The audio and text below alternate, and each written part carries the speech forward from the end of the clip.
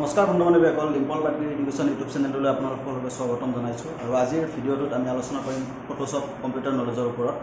আপুনি 1 মিনিটৰ ভিতৰত এটা পাছপোৰ্ট ফটো কেনেদৰে বনাব পাৰে বা আপোনাক যিটো বেকগ্ৰাউণ্ড লাগে, যেনেকুৱা ৰেড, হোৱাইট, যেনেকুৱা বেকগ্ৰাউণ্ড লাগে আপুনি কম সময়ৰ ভিতৰত কেনেকৈ এটা ক্লিকত চেঞ্জ কৰিব পাৰে সেই বেকগ্ৰাউণ্ডটো। তো তাৰ ওপৰত এটা ভিডিঅ' বনাম। ধৰি লওক আপোনালোকে জব এপ্লাই কৰিব গৈছে, তাত হোৱাইট বেকগ্ৰাউণ্ড বিচাৰিছে আপোনাৰ ফটোটোত।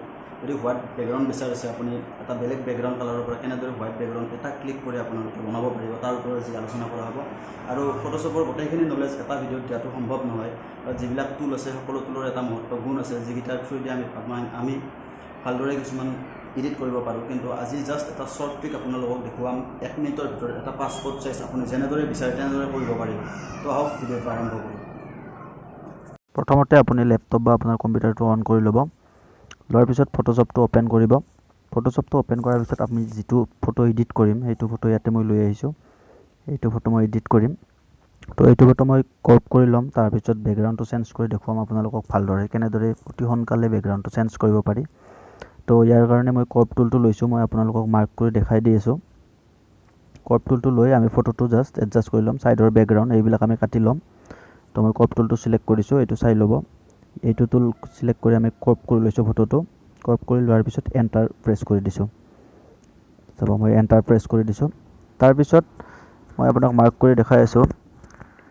এইটো যিটো ৰেড কালাৰ হৈ আছে, এইটো কালাৰত ক্লিক কৰিব।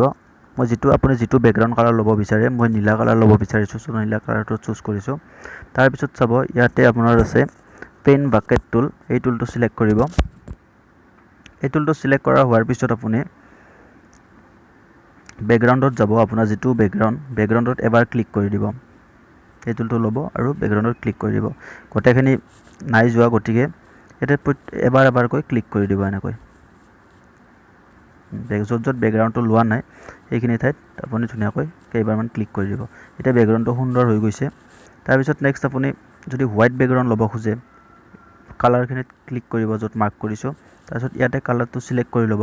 চাব, তাতে ক্লিক কৰিব। তাৰপিছত এইটো হোৱাইট কালাৰ লাগে, যিটো কালাৰ লাগে মই হোৱাইট কালাৰ লৈছোঁ। এইবাৰ হোৱাইট কালাৰ ক্লিক কৰি অ'কে কৰি দিছোঁ। তাৰপিছত ছেম সেই পেন বাকেট টুলটোত ল'ম, এবাৰ ক্লিক কৰি দিম। চাওক, এটা ক্লিকত আপোনাৰ ধুনীয়াকৈ বেকগ্ৰাউণ্ড কালাৰটো চেঞ্জ হৈ গৈছে। তো এনেদৰে আপুনি ধুনীয়াকৈ আপোনাৰ বেকগ্ৰাউণ্ড কালাৰ কম সময়ৰ ভিতৰত ধুনীয়াকৈ চেঞ্জ কৰিব পাৰিব। নেক্সট যদি আপোনাক ৰেড কালাৰ লাগে, তো অ'কে কৰিছোঁ, মই ৰেড কালাৰ লৈছোঁ। পেন বাকেট টুলটো চিলেক্ট কৰিম, তাৰপিছত বেকগ্ৰাউণ্ডত ক্লিক কৰি দিম। চাওক, এটা ক্লিকত আপোনাৰ ধুনীয়াকৈ বেকগ্ৰাউণ্ডটো চেঞ্জ হৈ গৈছে। নেক্সট আপোনাক দেখাই আছোঁ, এই যিবিলাক আপোনাৰ এনেকৈ বগা বগা হৈ আছে বা ভালদৰে মোচা যোৱা নাই, সেইবিলাক আমি কেনেদৰে ঠিক কৰি ল'ম আপোনাক মই দেখাই আছোঁ। তাৰ কাৰণে আপুনি ইয়াতে মই মাৰ্ক কৰি দিছোঁ আপোনাক, এইটো চাই ল'ব। এইটো যিটো ৰেড কালাৰৰ এইটো মাৰ্ক কৰি দিছোঁ, ইয়াতে হোৱাইট হৈ আছে, সেইটো ছেম বেকগ্ৰাউণ্ড কালাৰটো দিব। বেকগ্ৰাউণ্ড কালাৰত ইয়াতে ক্লিক কৰিব, তাৰপিছত বেকগ্ৰাউণ্ড কালাৰটোত ক্লিক কৰি দিব। ইয়াতে ক্লিক কৰি অ'কে কৰি দিব। তাৰপিছত আপুনি ইৰেজাৰ টুলটো ল'ব, মই মাৰ্ক কৰি দিছোঁ। এইটো ইৰেজাৰ টুলটো ল'ব। ইৰেজাৰ টুলটো লৈ আপুনি ধুনীয়াকৈ এইখিনি মুচি দিব। যোনখিনি আপোনাৰ বেছি বেয়া দেখা হৈ আছে, সকলোখিনি ধুনীয়াকৈ মুচি কিনে মিলাই দিব। চাওক, মই ধুনীয়াকৈ এইটো মিলাই দি আছোঁ। এনেকৈ মিলাই দিব।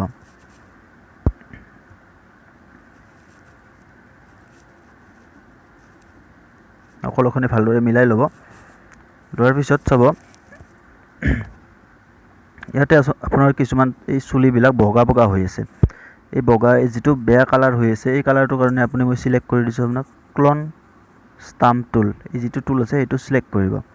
এইটো চিলেক্ট কৰি আপুনি এইটো চাইজটো ডাঙৰ সৰু কৰি ল'ব পাৰিব। ইয়াতে যিমান আপোনাক ডাঙৰ লাগে বা যিমান সৰু লাগে সকলোখিনি কৰি ল'ব পাৰিব। তাৰপিছত ইয়াতে আপোনাৰ অলটো প্ৰেছ কৰি ৰাখিব, হোল্ড কৰি ৰাখিব। তাৰপিছত মাউচৰ যিটো লেফ্ট ক্লিক আছে, লেফ্ট চুইচটো টিপি দিব। এইটো যিটো কালাৰ আপুনি বগা বগাখিনি দিব বিচাৰিছে, তাৰপিছত ইয়াতে মুচি দিব। এনেকৈ চাওক, আপুনি যিটো কালাৰ লৈছে সেই কালাৰটো ধুনীয়াকৈ ইয়াত এডজাষ্ট হৈ গৈছে। এনেকৈ আপুনি মুচি দিব। য'ত বগা বগা বা আপোনাৰ কালাৰটো মিলা নাই, এইখিনি এনেকৈ দি দিব।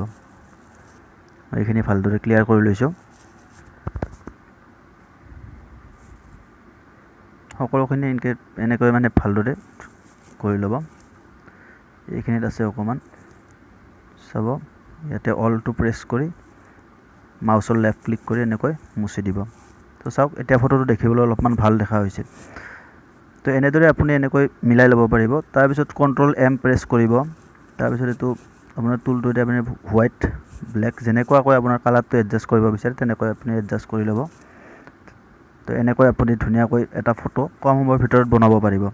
এতিয়া যদি আপুনি বিচাৰিছে বেলেগ কালাৰ দিব, এনেকৈ আৰামছে দি দিব পাৰে, যেনেকুৱা কালাৰ লাগে আপোনাক, যেনেকুৱাকৈ বিচাৰে তেনেকুৱাকৈ আপুনি বেকগ্ৰাউণ্ড কালাৰটো এটা ক্লিকত চেঞ্জ কৰি দিব পাৰিব। আপুনি যিবিলাক টুল দেখিছে এই টুলবিলাকৰ বহুত মহত্ব গুণ আছে। সকলো টুলৰে এটা ভাল মানে কাম আছে। এইটো পেন টুলেৰে বহুত ধুনীয়া এডিট কৰিব পাৰি, মানে ফটোটো কাটাৰ ক্ষেত্ৰত ভাল হয়। আৰু এনেকৈ সকলো টুলৰে ভাল এটা ব্যৱহাৰ আছে। তো এইবিলাক টুলৰ মই ব্যৱহাৰবিলাক সকলো দেখুৱাই দিম আপোনালোকক। তো আজি জাষ্ট আপোনালোকক পাছপোৰ্ট ফটোটো কেনেদৰে কম সময়ৰ ভিতৰত আপুনি মনে বিচৰা ধৰণে বনাই ল'ব পাৰে তাৰ ওপৰতে এইটো ভিডিঅ' বনালোঁ।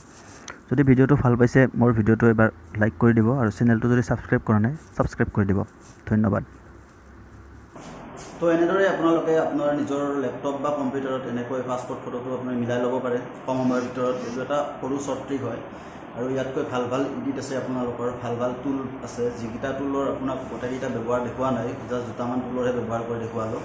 তো আগলৈ মই ভাল ভিডিঅ' দি থাকিম আপোনালোকক, ভালদৰে কেনেকৈ ফটোশ্বপত এডিট কৰিব, কেনেকৈ পাছপোৰ্ট ফটোটো আপোনাৰ ভালদৰে বনাব, সকলোখিনি আলোচনা কৰিম আৰু সকলোখিনি আপোনালোকলৈ আগবঢ়াই যাই থাকিম।